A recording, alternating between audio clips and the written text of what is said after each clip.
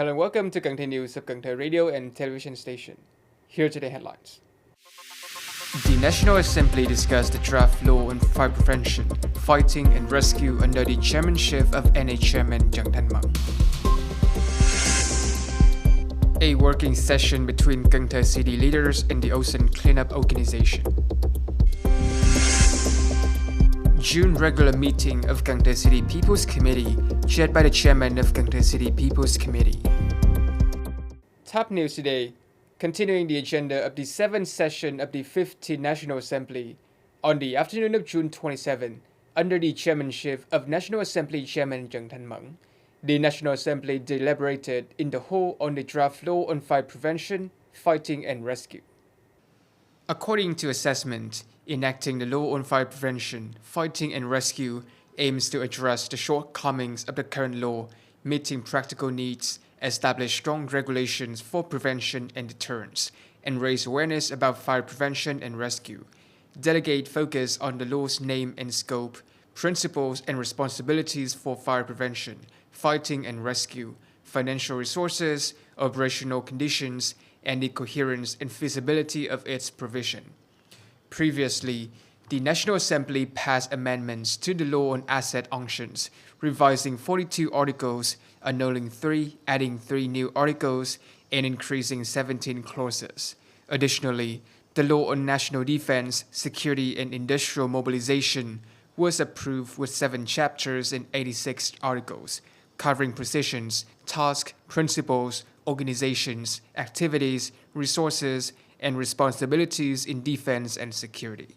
On the afternoon of June 27, the standing vice chairman of Cần Thơ City People's Committee, Mr. Chương, met with representatives of the Ocean Cleanup Organization to discuss operating fee payments and the handover of the project assets for the automatic collection of floating trash on the river in Cần Thơ City project. At the meeting, delegates discussed the effectiveness of the automatic garbage collection boat on the river, the challenges in paying operating costs, and the management and handover of project assets to the operating unit. They also talked about future agreements between the locality and the Ocean Cleanup Organization.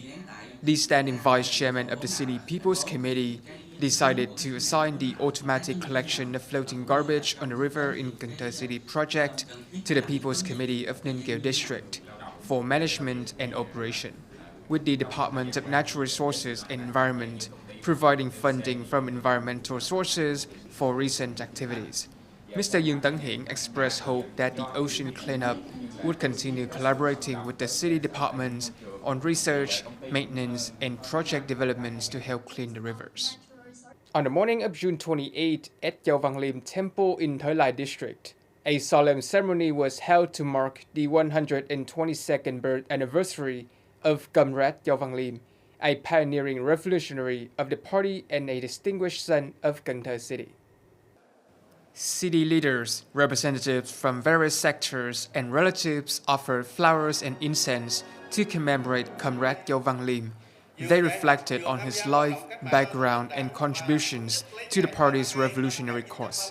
Comrade Giáo Văn Lim, born on June 29, 1902 in Thành village, Cần Thơ province, was an early revolutionary who co-founded the An Nam Communist Party. After helping to establish the Communist Party of Vietnam in 1930, he returned to lead the struggle against French colonists and sacrificed his life on June 4, 1930, at the age of 28. His legacy remains a guiding example for future generations. On this occasion, 20 students from Thời District who excel academically despite challenges received scholarships sponsored by Hòa Hảo Medical Cần Thơ General Hospital. On the afternoon of June 27, Cần Thơ City People's Committee held a June regular meeting discussing the economic growth rate. The City People's Committee chairman mentioned that the achieving growth rate of 5.73% is a significant challenge and requires more vigorous and coordinated solutions. In the first 6 months, the city's industrial production index increased by 6.08%. Total retail sales and consumer service revenue rose by 11.26% to over 64,700 billion Vietnamese dong, and export turnover reached 1,186 million US dollars, up 7.12%. However, the City People's Committee chairman noted that the production activities faces difficulties. Off-budget investment attractions is low, and more businesses are temporarily suspending operation. The 5.73% economic growth rate is a significant challenge due to slow and ineffective coordination in construction investment. The chairman stressed the need for coordinated efforts across the political system and departments to attract investments and achieve growth. On the morning of June 27, the Cần Thơ City Department of Science and Technology organized a workshop to practice radiation and nuclear incident response for 2024, based on the hypothetical scenario of a fire in the hot lab room of the Nuclear Medicine Department at Cần Thơ City Oncology Hospital. The workshop executed the organizational plan and rehearsal scenarios involving procedures for managing radiation and nuclear incidents. It included an overview of preparedness and response plans for handling high-dose radiation machine incidents at Cần Thơ City Oncology Hospitals. The rehearsal is scheduled for the third quarter of 2024. Vice Chairman of Cần Thơ City People's Committee, Mr. Nguyễn Ngọc Hè, instructed the Department of Science and Technology to collaborate closely with other units to develop scripts and assign roles for the rehearsal promptly, succinctly, and effectively. On June 28 morning, Cần Thơ City Employment Service Center hosted an online job transaction session for the Mekong Delta and Southeast regions for the second quarter of 2024. The online job transaction session featured participation from 19 employment service centers across the Mekong Delta and Southeast regions, with 418 units involved in recruitment, offering over 30,000 vacant positions. At the Cần Thơ City Employment Service Center, 54 businesses participated, presenting over 4,500 job openings. Among these, 13 enterprises were involved in online recruitment and 41 in authorized recruitment. The positions included roles such as production planning staff, human resources staff, health safety staff, IT staff, sales directors, sales manager, nursing staff, and mechanics. These events facilitated job connections for workers and contributed to the development of the labor market, both within and outside Cần Thơ City.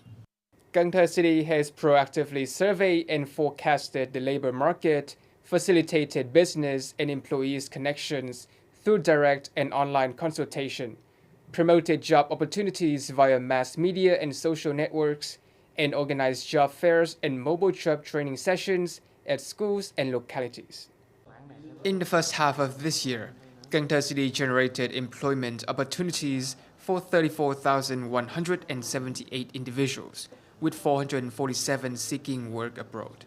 Vocational education institutions enrolled and provided training for over 23,280 people, marking a more than 4% increase from the same period in 2023.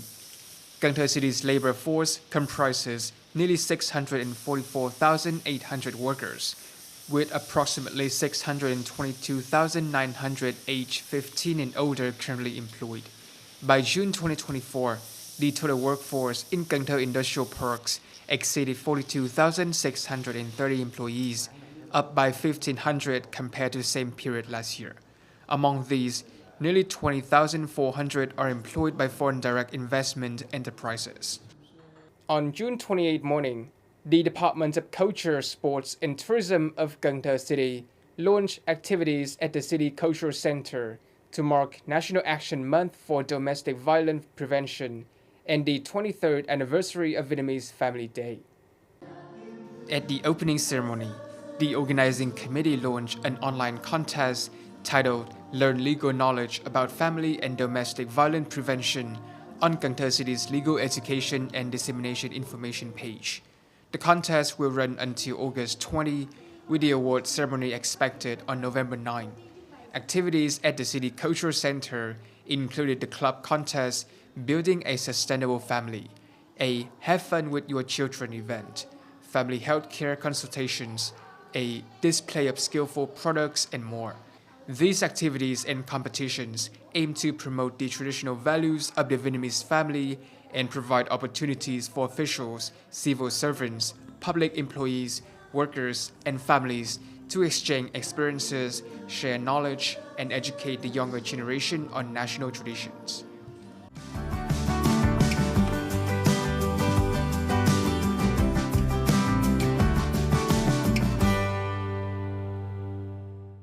Coming up next is the weather forecast.